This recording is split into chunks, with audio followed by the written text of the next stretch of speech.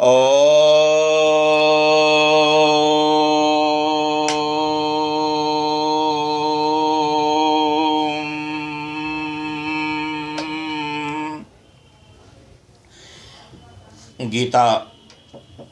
पाठ अथ द्वितीय अध्याय। श्रीमद्भगवद गीता दूसरा अध्याय।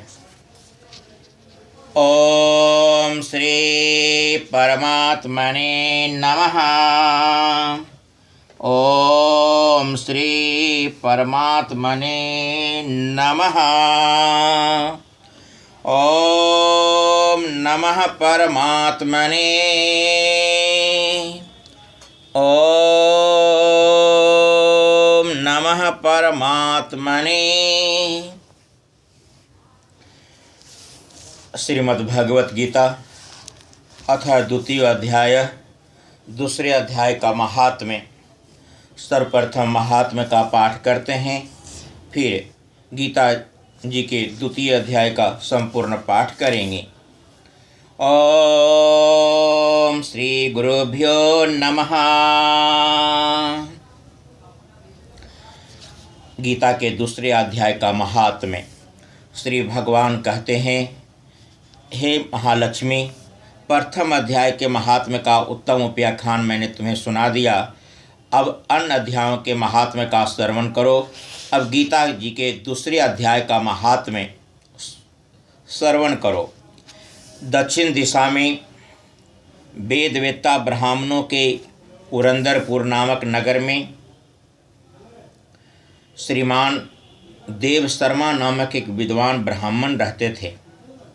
वे अतिथियों के पूजक, स्वाध्यायशील, वेद शास्त्रों के विशेषज्ञ, यज्ञों का अनुष्ठान करने वाले और तपस्वियों के सदा ही प्रिय थे। उन्होंने उत्तम द्रव्यों के द्वारा अग्नि में हवन करके दीर्घ काल तक देवताओं को तृप्त किया, किंतु उन धर्मात्मा ब्राह्मण को कभी सदा रहने वाली शांति न मिली। वे परम कल्याणमय तत्व का ज्ञान प्राप्त करने की इच्छा से प्रतिदिन प्रचुर सामग्रियों के द्वारा सत्संकल्प वाले तपस्वियों की सेवा करने लगे। इस प्रकार शुभ आचरण करते हुए उन्हें बहुत समय बीत गया। तदंतर एक दिन पृथ्वी पर उनके समक्ष एक त्यागी महात्मा प्रकट हुए। वे पूर्ण अनुभवी, आकांक्षा रहित, नासिका के अग्रभाग पर दृष्टि रखने वाले तथा शांत चित्त थे। निरंतर परमात्मा के चिंतन में संलग्न हो वे सदा आत्म आनंद विभोर रहते थे। देव शर्मा ने उन्नीत संतुष्ट तपस्वी को शुद्ध भाव से प्रणाम किया और पूछा, महात्मन, मुझे शांतिमयी स्थिति कैसे प्राप्त होगी? तब उन आत्मज्ञानी संत ने देव शर्मा को सौपुर ग्राम के निवासी मित्रवान का, जो बकरियों का चरवाहा था, परिचय दिया और कहा, वही तुम्हें उपदेश देगा। यह सुनकर देव शर्मा ने महात्मा के चरणों की वंदना की और समृद्धिशाली सौपुर गांव में पहुंचकर उसके उत्तर भाग में एक विशाल वन देखा। उसी वन में नदी के किनारे एक शिला पर मित्रवान बैठा था। उसके नेत्र आनंदातिरेक से निश्चल हो रहे थे। वह पलक दृष्टि से देख रहा था। वह स्थान आपस का स्वाभाविक बैर छोड़कर एकत्रित हुए परस्पर विरोधी जंतुओं से घिरा था। वहाँ उद्यान में मंद मंद वायु चल रही थी। मृगों के झुंड शांत भाव से बैठे थे और मित्रवान दया से भरी हुई आनंदमयी मनोहारिणी दृष्टि से पृथ्वी पर मानो अमृत छिड़क रहा था। इस रूप में उसे देखकर देव शर्मा का मन प्रसन्न हो गया। वे उत्सुक होकर बड़ी विनय के साथ मित्रवान के पास गए। मित्रवान ने भी अपने मस्तक को किंचित नवाकर देव शर्मा का सत्कार किया। तदंतर विद्वान देव शर्मा अनन्य चित्त से मित्रवान के समीप गए और जब उसके ध्यान का समय समाप्त हो गया, उस समय उन्होंने अपने मन की बात पूछी। हे महाभाग, मैं आत्मा का ज्ञान प्राप्त करना चाहता हूँ। मेरे इस मनोरथ की पूर्ति के लिए मुझे किसी ऐसे उपाय का उपदेश कीजिए जिसके द्वारा सिद्धि प्राप्त हो चुकी हो। देवशर्मा की बात सुनकर मित्रवान ने एक क्षण तक कुछ विचार किया। उसके बाद इस प्रकार कहा, हे विद्वान, एक समय की बात है, मैं वन के भीतर बकरियों की रक्षा कर रहा था। इतने में ही एक भयंकर व्याघ्र पर मेरी दृष्टि पड़ी जो मानो सबको ग्रस लेना चाहता था। मैं मृत्यु से डरता था, इसलिए व्याघ्र को आते देख बकरियों के झुंड को आगे करके वहाँ से भाग चला, किंतु एक बकरी तुरंत ही सारा भय छोड़कर नदी के किनारे उस बाघ के पास बेरोक टोक चली गई। फिर तो व्याघ्र भी द्वेष छोड़कर चुपचाप खड़ा हो गया। उसे इस अवस्था में देखकर बकरी बोली, व्याघ्र, तुम्हें तो अभीष्ट भोजन प्राप्त हुआ है, मेरे शरीर से मांस निकालकर प्रेम पूर्वक खाओ न। तुम इतनी देर से क्यों खरे क्यों हो? तुम्हारे मन में मुझे खाने का विचार क्यों नहीं हो रहा है? व्याघ्र बोला, हे बकरी, इस स्थान पर आते ही मेरे मन से द्वेष का भाव निकल गया, भूख प्यास भी मिट गई, इसलिए पास आने पर भी अब मैं तुझे खाना नहीं चाहता। व्याघ्र के यूँ कहने पर बकरी बोली, न जाने मैं कैसे निर्भय हो गई हूँ, इसका क्या कारण हो सकता है? यदि तुम जानते हो तो बताओ। यह सुनकर व्याघ्र ने कहा, मैं भी नहीं जानता, चलो सामने खड़े हुए इन महापुरुष से पूछें। ऐसा निश्चय करके वे दोनों वहाँ से चल दिए। उन दोनों के स्वभाव में यह विचित्र परिवर्तन देखकर मैं बहुत विस्मय में पड़ा था। इतने में उन्होंने मुझसे ही आकर प्रश्न किया। वहाँ वृक्ष की शाखा पर एक वानर राज था। उन दोनों के साथ मैंने भी वानर राज से पूछा। विप्रवर, मेरे पूछने पर वानर राज ने आदरपूर्वक कहा, अजापाल, सुनो, इस विषय में मैं तुम्हें प्राचीन वृत्तांत सुनाता हूँ। यह सामने वन के भीतर जो बहुत बड़ा मंदिर है उसकी ओर देखो। इसमें ब्रह्मा जी का स्थापित किया हुआ एक शिवलिंग है। पूर्व काल में मैं यहाँ सुकर्मा नामक एक बुद्धिमान महात्मा रहते थे जो तपस्या में संलग्न होकर इस मंदिर में उपासना करते थे। वे वन में से फूलों का संग्रह कर लाते और नदी के जल से पूजनीय भगवान शंकर को स्नान कराकर उन्हीं से उनकी पूजा किया करते थे। इस प्रकार आराधना का कार्य करते हुए सुकर्मा यहाँ निवास करते थे। बहुत समय के बाद उनके समीप किसी अतिथि का आगमन हुआ। सुकर्मा ने भोजन के लिए फल लाकर अतिथि को अर्पण किया और कहा, हे विद्वान, मैं केवल तत्व ज्ञान की इच्छा से भगवान शंकर की आराधना करता हूँ। आज इस आराधना का फल परिपक्व होकर मुझे मिल गया, क्योंकि इस समय आप जैसे महापुरुष ने मुझ पर अनुग्रह किया है। सुकर्मा के मधुर वचन सुनकर तपस्या के धनी महात्मा अतिथि को बड़ी प्रसन्नता हुई। उन्होंने एक शिलाखंड पर गीता का दूसरा अध्याय लिख दिया और ब्राह्मण को उसके पाठ और अभ्यास के लिए आज्ञा देते हुए कहा, ब्राह्मण, इससे तुम्हारा आत्मज्ञान संबंधी मनोरथ अपने आप सफल हो जाएगा। यह कहकर वे बुद्धिमान तपस्वी सुकर्मा के सामने ही उनके देखते देखते अंतर्धान हो गए।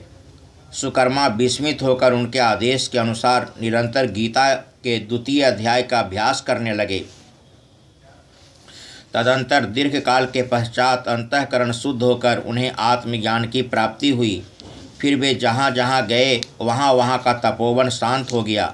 उनमें शीत, उष्ण और राग द्वेष आदि की बाधाएं दूर हो गई। इतना ही नहीं, उन स्थानों में भूख प्यास का कष्ट भी जाता रहा तथा भय का सर्वथा अभाव हो गया। यह सब द्वितीय अध्याय का जप करने वाले सुकर्मा ब्राह्मण की तपस्या का ही प्रभाव समझो।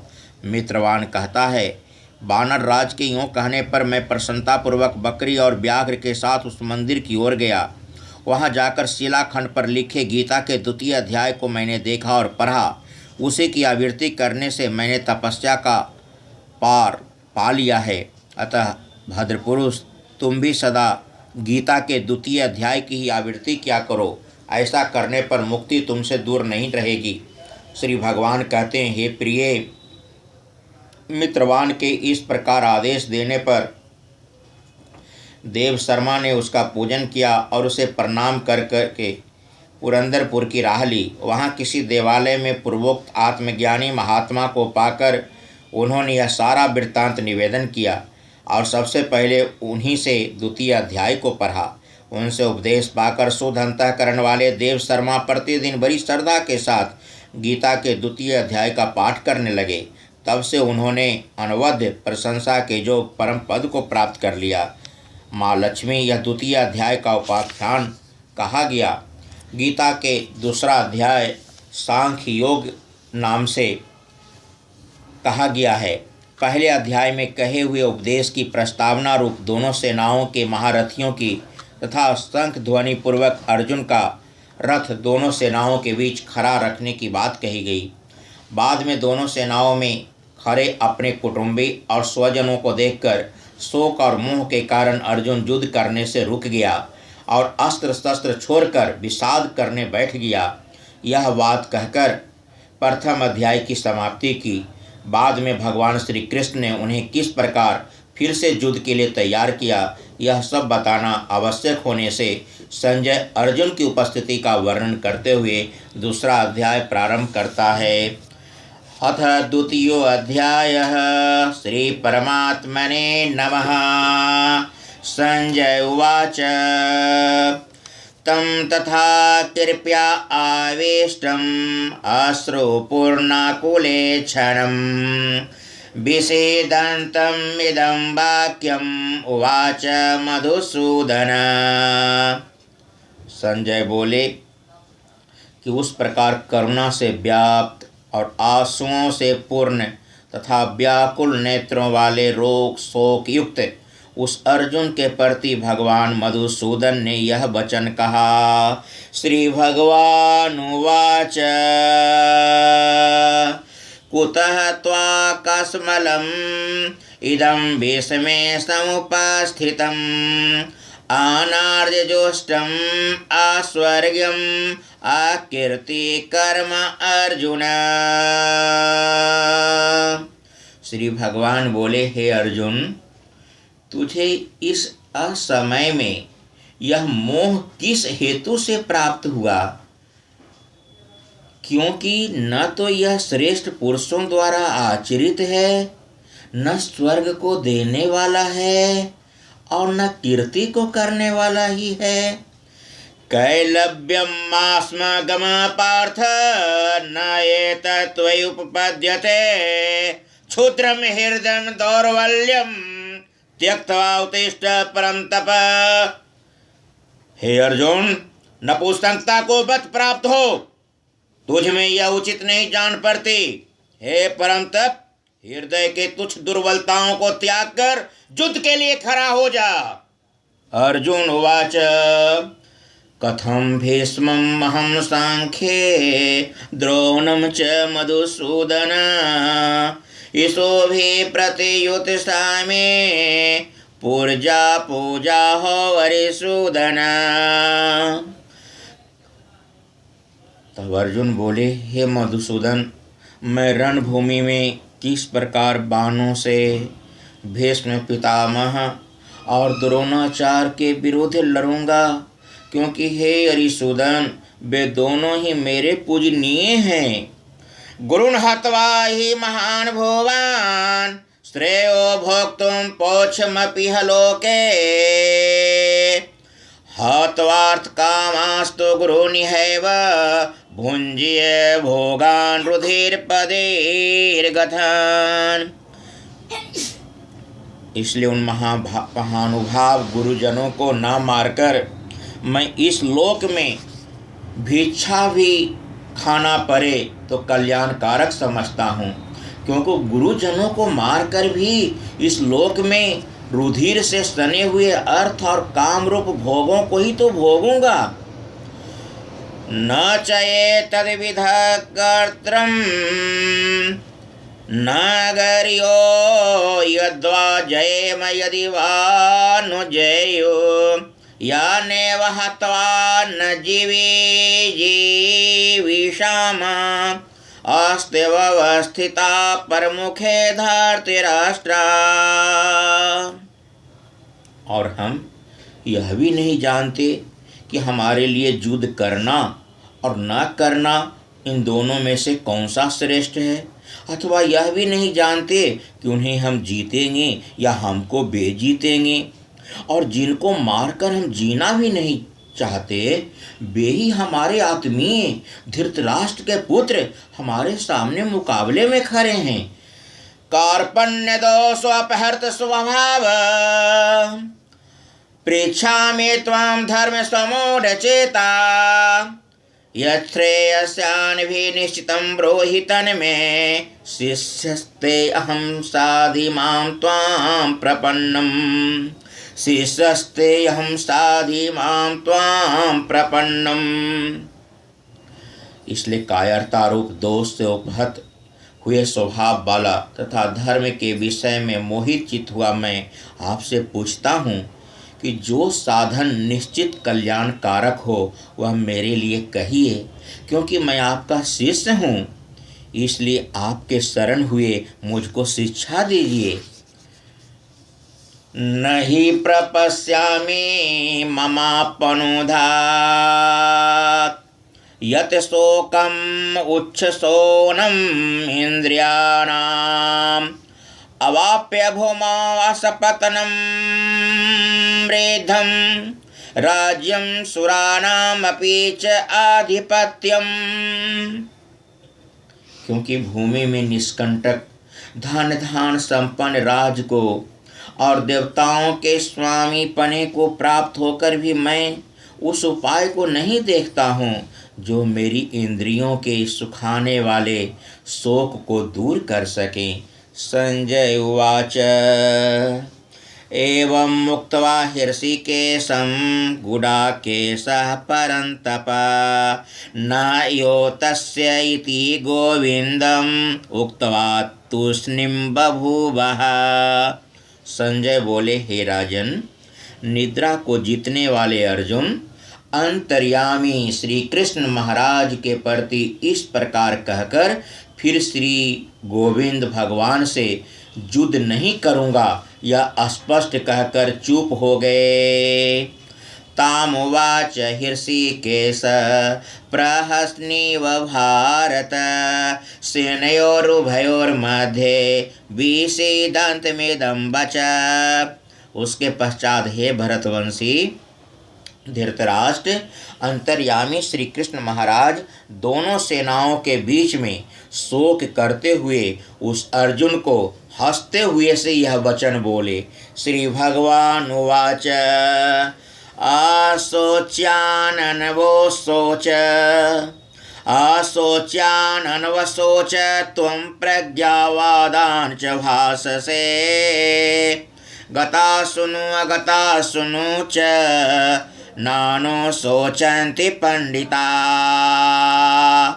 श्री भगवान बोले, हे अर्जुन, तू न शोक करने के जोग मनुष्यों के लिए शोक करता है और पंडितों के से वचनों को कहता है, परंतु जिनके प्राण चले गए हैं उनके लिए और जिनके प्राण नहीं गए हैं उनके लिए भी पंडित जन शोक नहीं करते।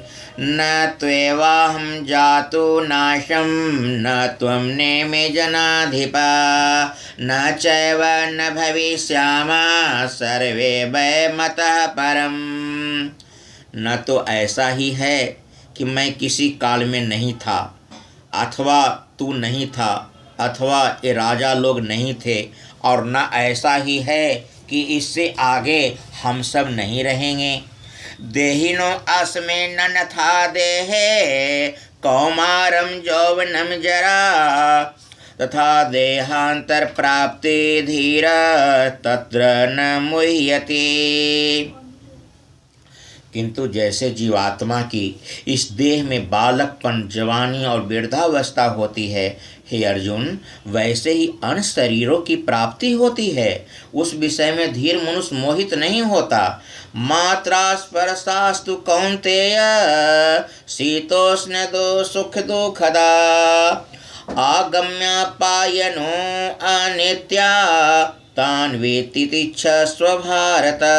हे कुंती पुत्र, सर्दी, गर्मी और सुख दुख को देने वाले इंद्रिय और विषयों के संयोग तो उत्पत्ति विनाशशील और नित्य हैं, इसलिए हे भारत, उनको तू सहन कर। यम ही न व्यथन्ते ते पुरुषं पुरुषर्षभा सम दुख सुखम धीरम सो अमृतवाय कल्पते। क्योंकि हे पुरुष श्रेष्ठ, दुख सुख को समान समझने वाले जिस धीर पुरुष को ये इंद्रिय और विषयों के संजोग व्याकुल नहीं करते, वह मोक्ष के जोग होता है। ना सतो विधते भावो ना भावो विधते सत उभयोरपि दृष्टन्तो तु अनयो तत्वदर्शयी। और हे अर्जुन, असत वस्तु की तो सत्ता नहीं है और जो सत्य का अभाव नहीं है। इस प्रकार इन दोनों का ही तत्वज्ञानी पुरुषों द्वारा देखा गया है। अविनाशी तु तद्वेद्धे न सर्वमिदं ततं विनाशम अभ्यस्य अस्य न कश्चित् कर्तुम अर्हति। इस न्याय के अनुसार नाश रहित तो तू उसको जान जिससे यह संपूर्ण जगत दृश्य वर्ग व्याप्त है। इस अविनाशी का विनाश करने में कोई भी समर्थ नहीं है। अंतवंति में देहा नित्यस्य उक्ता शरीरिणा अनाशिनः अपरमेशस्य तस्मात् युद्धस्व भारत। और इस नाश रहित अपरमेय नित्य स्वरूप जीवात्मा के ये सब शरीर नाशवान कहे गए हैं।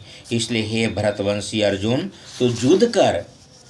एनं वेति हन्तारं यश्चैनं मन्यते हतम् उभौ तौ न विजानीतो नायं हन्ति न हन्यते। और जो इस आत्मा को मारने वाला समझता है तथा जो इसको मरा मानता है, वे दोनों ही नहीं जानते, क्योंकि यह आत्मा वास्तव में न तो किसी को मारता है और न किसी के द्वारा मारा जाता है। न जायते म्रियते वा कदाचिन् नायं भूत्वा भविता वा न भूय अजो नित्य शाश्वतो अयं पुराणो न हन्यते हन्माने शरीरे। यह आत्मा किसी काल में भी न तो जन्मता है और न मरता ही है, तथा न यह उत्पन्न होकर फिर होने वाला ही है, क्योंकि यह अजन्मा नित्य सनातन और पुरातन है। शरीर के मारे जाने पर भी यह नहीं मारा जाता। वेदा विनाशिनं नित्यं यह एनं अजम् वयं कथं स पुरुष पार्थ किं घात्यति हन्तिकम्। हे पृथ्वीपुत्र अर्जुन, जो पुरुष इस आत्मा को नाश रहित नित्य अजन्मा और अव्यय जानता है, वह पुरुष कैसे किसी को मरवाता है और कैसे किसको मारता है। वांसांसि जीर्णानि यथा विहाय नवानि गृह्णाति नरो अपराणि तथा शरीराणि विहाय जीर्णा अन्यानि संयाति नवानि देहि। और यदि तू कहे कि मैं तो शरीरों के वियोग का शोक करता हूँ, तो यह भी उचित नहीं है, क्योंकि जैसे मनुष्य पुराने वस्त्रों को त्याग कर दूसरे नए वस्त्रों को ग्रहण करता है, वैसे ही जीवात्मा पुराने शरीरों को त्याग कर दूसरे नए शरीरों को प्राप्त होता है। नैनं छिन्दन्ति शस्त्राणि नैनं दहति पावक न चैनं कलद्यन्ताको न शोष्यति मारुत। और हे अर्जुन, इस आत्मा को शस्त्र नहीं काट सकते, इसको आग नहीं जला सकती, इसको जल नहीं गला सकता और वायु नहीं सुखा सकता। अच्छेदयो अयम अदाह अयम अकलेधो अशोष्य एव च नित्य सर्वगत स्थानु अचल अयम सनातन।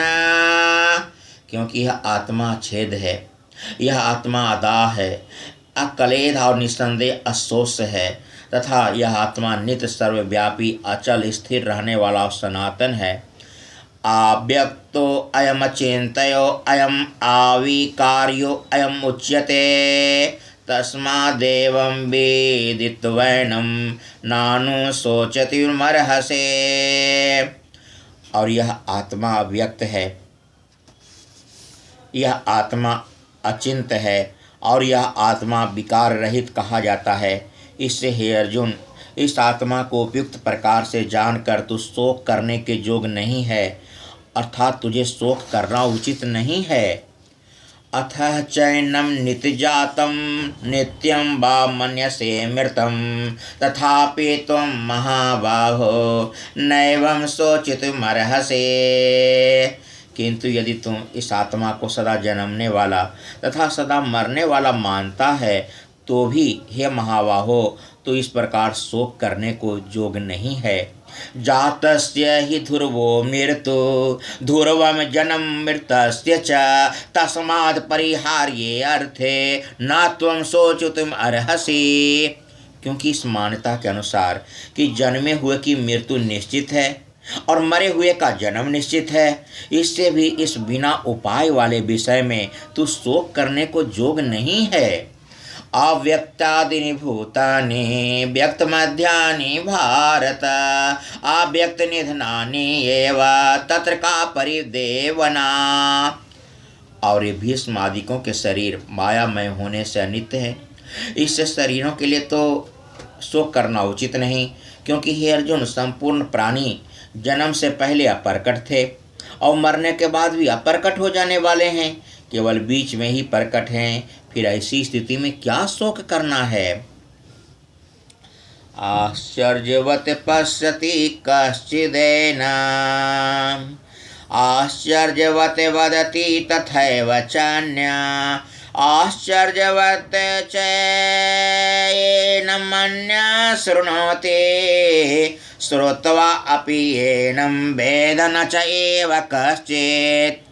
और हे अर्जुन, यह आत्म तत्व बड़ा गहन है, इसलिए कोई एक महापुरुष ही इस आत्मा को आश्चर्य की भांति देखता है और दूसरा वैसे ही दूसरा कोई महापुरुष ही इसको तत्व का आश्चर्य की भांति वर्णन करता है तथा दूसरा कोई अधिकारी पुरुष ही इसे आश्चर्य की भांति सुनता है और कोई कोई तो सुनकर भी इसको नहीं जानता।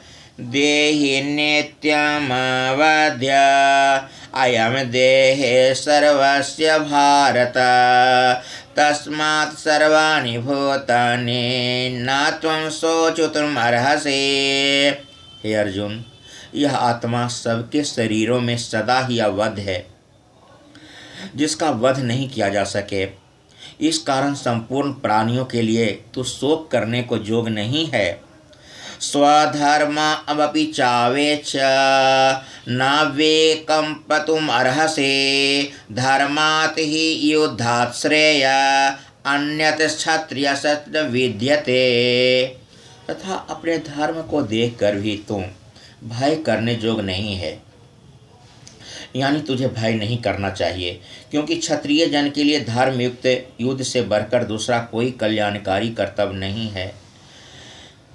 यदेच्छया चोपन्नं स्वर्गद्वारम् अपावृतं सुखिनः क्षत्रिय पार्थ लभन्ते युद्धमीदृशम्। और हे पार्थ, अपने आप प्राप्त हुए और खुले हुए स्वर्ग के द्वार रूप इस प्रकार के युद्ध को भाग्यवान क्षत्रिय लोग ही पाते हैं। अथ चेत त्वमिमं धर्मं संग्रामं न करिष्यसि तथा स्वधर्मं कीर्तिं च हित्वा पापं वाप्स्यसि। किंतु यदि तू इस धर्मयुक्त युद्ध को नहीं करेगा तो स्वधर्म और कीर्ति को खोकर पाप को प्राप्त होगा। अकीर्तिं चापि भूतानि कथयन्ति ते अभयम् संभावितस्य च अकीर्ति मरणात् तिरिच्यते। तथा सब लोग तेरी बहुत काल तक रहने वाली अपकीर्ति का भी कथन करेंगे और माननीय पुरुष के लिए अपकीर्ति मरण से भी बढ़कर है।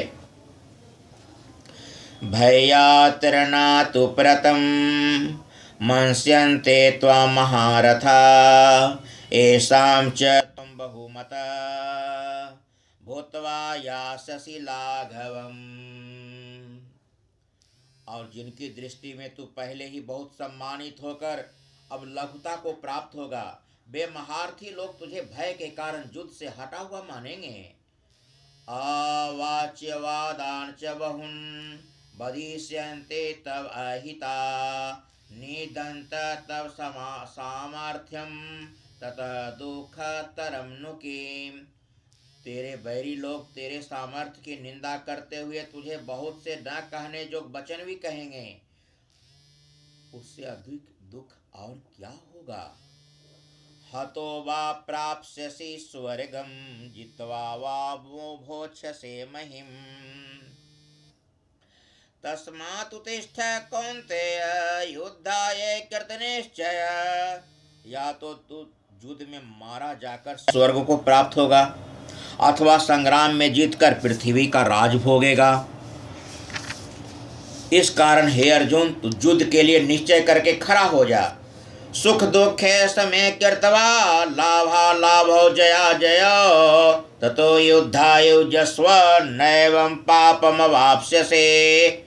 यदि तुझे स्वर्ग तथा राज की इच्छा ना हो तो भी जय पराजय लाभ हानि और सुख दुख को समान समझकर उसके बाद युद्ध के लिए तैयार हो जा।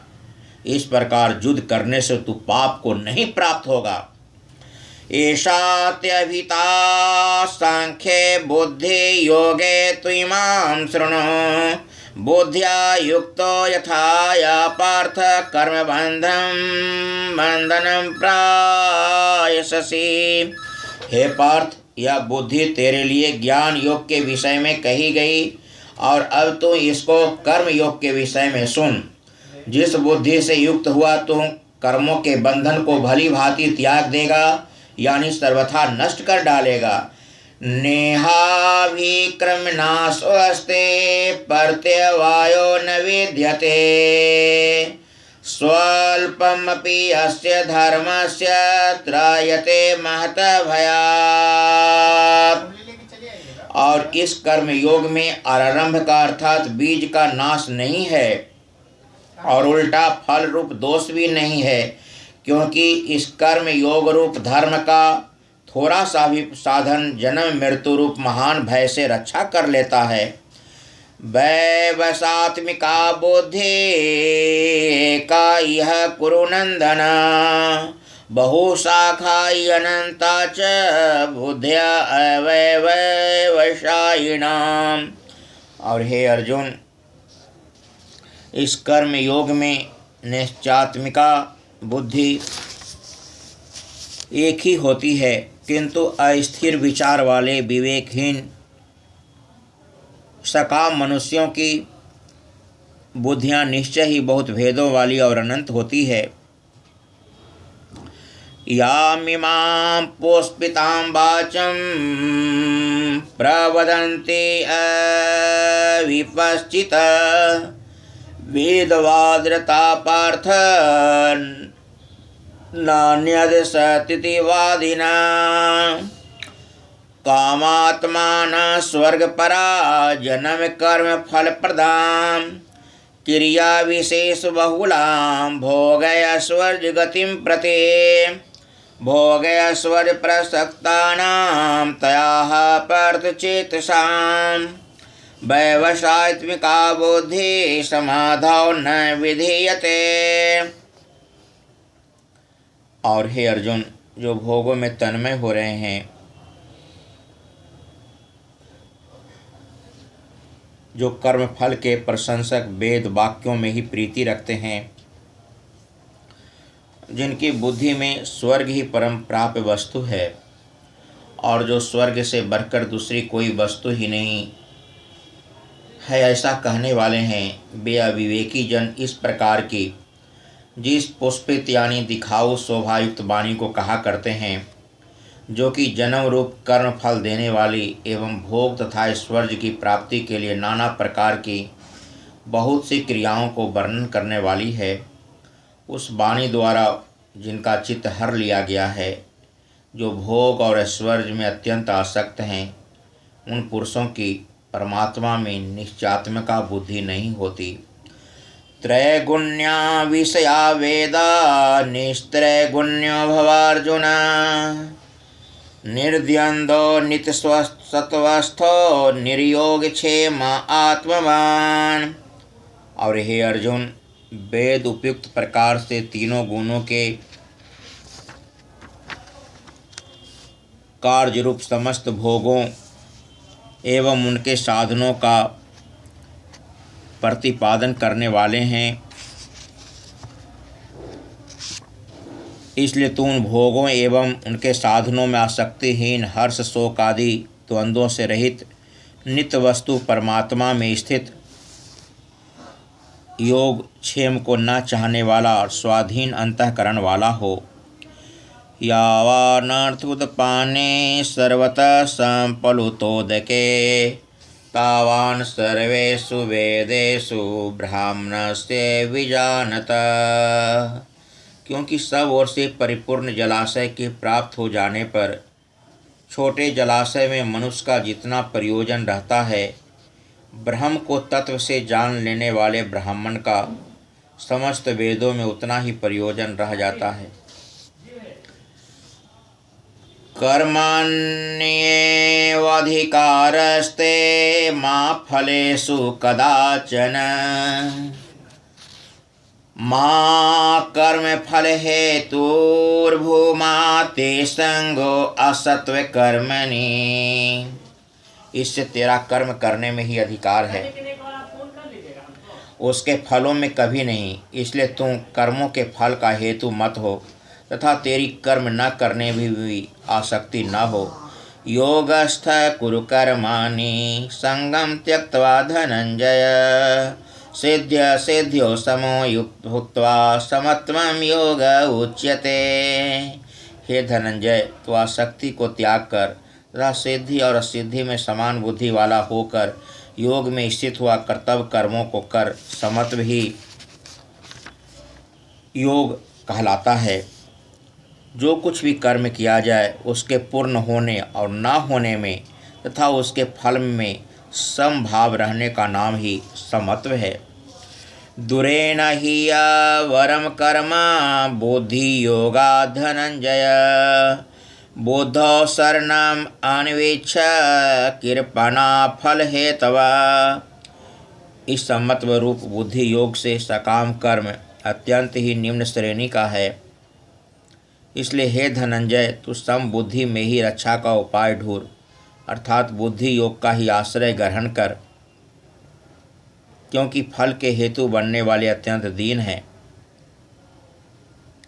बुद्धि युक्तो जहातिह उभे सुकृत दुष्कृते तस्माद्योगायुजस्व योगः कर्मसु कौशलम। और समबुद्धि युक्त पुरुष पुण्य और पाप दोनों को इस लोक में त्याग देता है, अर्थात उनसे मुक्त हो जाता है। इससे तू समत्व रूप योग में लग जा। यह समत्व रूप योग ही कर्मों में कुशलता है, अर्थात कर्म बंधन से छूटने का उपाय है। कर्मजं बुद्धि युक्ता ही फलम त्यक्त्वा मनीषिणः जन्म बंध विनिर्मुक्ता पदम गच्छन्ति अनामयम्। क्योंकि समबुद्धि से युक्त ज्ञानी जन कर्मों से उत्पन्न होने वाले फल को त्याग कर जन्म रूप बंधन से मुक्त हो निर्विकार परम पद को प्राप्त हो जाता है।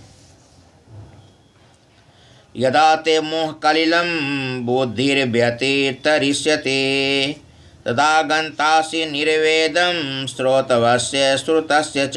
और हे अर्जुन, जिस काल में तेरी बुद्धि मोह रूप दलदल को भली भांति पार कर जाएगी, उस समय तो सुने हुए और सुनने में आने वाले श्लोक और परलोक संबंधी सभी भोगों से वैराग को प्राप्त हो जाएगा। श्रुति भी प्रतिपन्ना ये यदा स्थास्यति निश्चल समाधावत्ला बुद्धिस्तदा योगम अवाप्स्यसि। और भांति भांति के वचनों को सुनने से विचलित हुई तेरी बुद्धि जब परमात्मा में अचल और स्थिर ठहर जाएगी तब तू योग को प्राप्त हो जाएगा, अर्थात तेरा परमात्मा से नित्य संयोग हो जाएगा। अर्जुन उवाच स्थित प्रज्ञस्य का भाषा समाधिस्तस्य केशव स्तध्य किं परभासेत किं मासित वर्जेत किमा। इस प्रकार भगवान के वचनों को सुनकर अर्जुन ने पूछा, हे केशव, समाधि में स्थित परमात्मा को प्राप्त हुए स्थिर बुद्धि पुरुष का क्या लक्षण है? वह स्थिर बुद्धि पुरुष कैसे बोलता है, कैसे बैठता है और कैसे चलता है? श्री भगवान उवाच परजहाति यदा कामान् सर्वान् पार्थ मनोगतान् आत्मनि एव आत्मना तुष्ट स्थित प्रज्ञ तदा उच्यते। उसके पश्चात श्री भगवान बोले, हे अर्जुन, जिस काल में यह पुरुष मन में स्थित संपूर्ण कामनाओं को भली भांति त्याग देता है और आत्मा से आत्मा में ही संतुष्ट रहता है, उस काल में वह स्थित प्रज्ञ कहा जाता है। दुःखेषु अनुदित गतमना सुखेषु विगत स्पृह वीतराग भय क्रोध स्तेध्य मुनि उच्यते। तथा दुखों की प्राप्ति होने पर जिसके मन में उद्वेग नहीं होता, सुखों की प्राप्ति होने पर जो सदा निष्प्रिय है, जिसके राग भय और क्रोध नष्ट हो गए हैं, ऐसा मुनि स्थिर बुद्धि कहा जाता है। यः सर्वत्र अनभिस्नेह तत् प्राप्य शुभाशुभं न अभिनन्दन्ति न द्वेष्टि तस्य प्रज्ञा प्रतिष्ठिता। और जो पुरुष सर्वत्र स्नेह रहित हुआ, उस शुभ या अशुभ वस्तु को प्राप्त होकर न प्रसन्न होता है और न द्वेष करता है, उसकी बुद्धि स्थिर है। यदा संहर्ते चायं कुर्मा अंगानि इव सर्वश इंद्रियाणीन्द्रियार्थेभ्यः तस्य प्रज्ञा प्रतिष्ठिता। और कछुआ सब ओर से अपने अंगों को जैसे समेट लेता है, वैसे ही जब यह पुरुष इंद्रियों के विषयों से इंद्रियों को सब प्रकार से हटा लेता है, तब उसकी बुद्धि स्थिर है, ऐसा समझना चाहिए।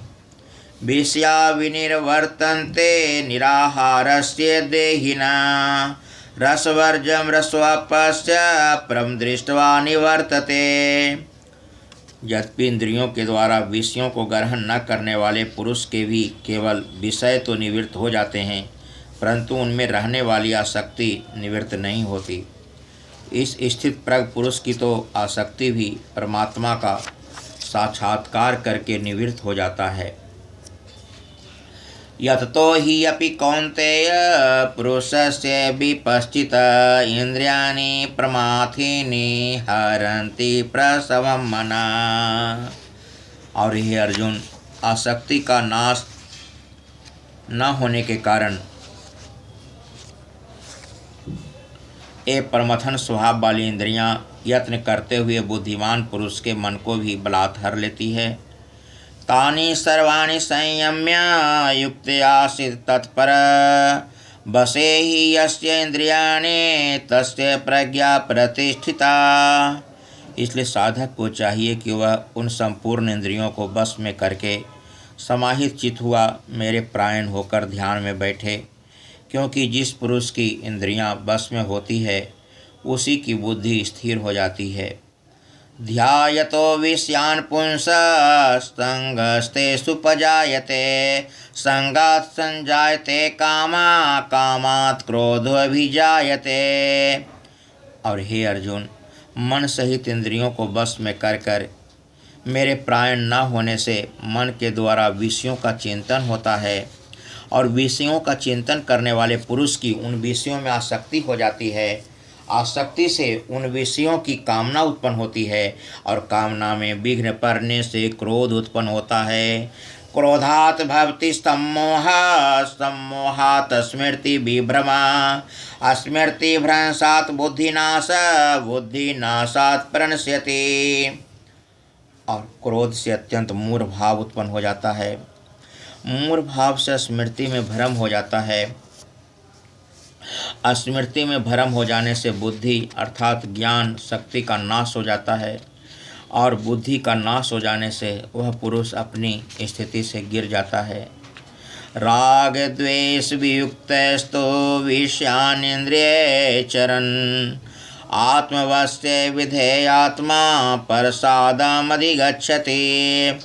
परंतु अपने अधीन किए हुए अंतःकरण वाला साधक अपने वश में की हुई राग द्वेष से रहित इंद्रियों द्वारा विषयों में विचरण करता हुआ अंतःकरण की प्रसन्नता को प्राप्त होता है।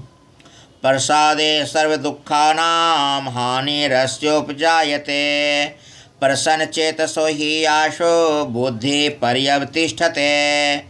और अंतःकरण की प्रसन्नता होने पर इसके संपूर्ण दुखों का अभाव हो जाता है, और उस प्रसन्न चित्त वाले कर्मयोगी की बुद्धि शीघ्र ही सब ओर से हटकर एक परमात्मा में ही भली भांति स्थिर हो जाती है। नास्ते बुद्धिरयुक्तस्य न चायुक्तस्य भावना, न चाभाव्यतः शान्ति अशान्तस्य कुतः सुखम।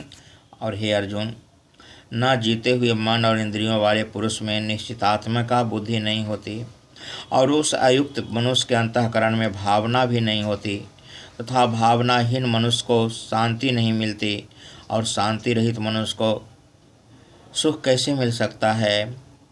इंद्रियाणाम ही चरताम यन्मनो अनुविधीयते, तदस्य हरति प्रज्ञां वायुर्नाविमिवां वशे। क्योंकि जैसे जल में चलने वाली नाव को वायु हर लेती है, वैसे ही विषयों में विचरती हुई इंद्रियों में से मन जिस इंद्रियों के साथ रहता है, वह एक ही इंद्रिय इस अयुक्त पुरुष की बुद्धि को हर लेती है। तस्मादस्य महाबाहो निगृहीतानि सर्वशः इंद्रियाणीन्द्रियार्थेभ्यः तस्य प्रज्ञा प्रतिष्ठिता। इसलिए हे महाबाहो, जिस पुरुष की इंद्रियों के विषयों से सब प्रकार से निग्रह की हुई है, उसी की बुद्धि स्थिर है। या निशा सर्वभूतानां तस्यामि जागर्ति संयमे, यस्यां जागर्ति भूतानि सा निशा पश्यतो मुने। और हे अर्जुन, समस्त प्राणियों के लिए जो रात्रि के समान है, उस नित्य ज्ञान स्वरूप परमानंद की प्राप्ति में स्थित प्रज्ञ योगी जागता है। और जिस नाशवान सांसारिक सुख की प्राप्ति में सब प्राणी जागते हैं, परमात्मा के तत्व को जानने वाले मुनि के लिए वह रात्रि के समान है। आपूर्यमानम अचलम प्रतिष्ठम समुद्रमाप प्रविशन्ति योद्वत्, तद्वत् कामायं प्रविशन्ति सर्वे स शान्तिं वापनोति न कामकामी।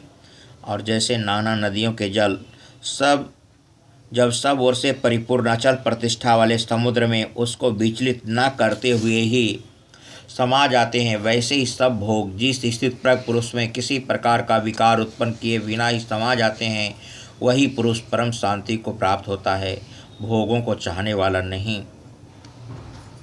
विहाय कामान यः सर्वान् पुमान् चरति न्यस्पृहा, निर्ममा निरहंकार स शांतिमधिगच्छति। जो पुरुष संपूर्ण कामनाओं को त्याग कर ममता रहित, अहंकार रहित और अस्पृहा रहित हुआ विचरता है, वही शांति को प्राप्त होता है, अर्थात वह शांति को प्राप्त है।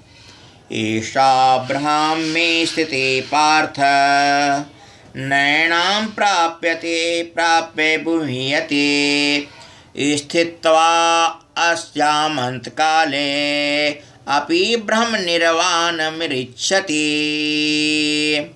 हे अर्जुन, यह ब्रह्म को प्राप्त पुरुष की स्थिति है। इसको प्राप्त होकर योगी कभी मोहित नहीं होता, और अंत काल में भी इस ब्राह्मी स्थिति में स्थित होकर ब्रह्मानंद को प्राप्त हो जाता है। ओम तत्सदिति श्रीमद्भगवद्गीतासु उपनिषत्सु ब्रह्म विद्यायां योगशास्त्रे श्रीकृष्ण अर्जुन संवादे सांख्ययोगो नाम द्वितीयोऽध्यायः। इस प्रकार उपनिषद, ब्रह्म विद्या तथा योग शास्त्र रूप श्रीमद्भगवद गीता के श्री कृष्ण अर्जुन संवाद में सांख्य योग नामक द्वितीय अध्याय संपूर्ण हुआ। हरि ओम तत्सत, हरि ओम तत्सत, हरि ओम तत्सत। ओम श्री परमात्मने नमः। ओम श्री गुरुभ्यो नमः। गीता जी का दूसरा अध्याय संपूर्ण हुआ।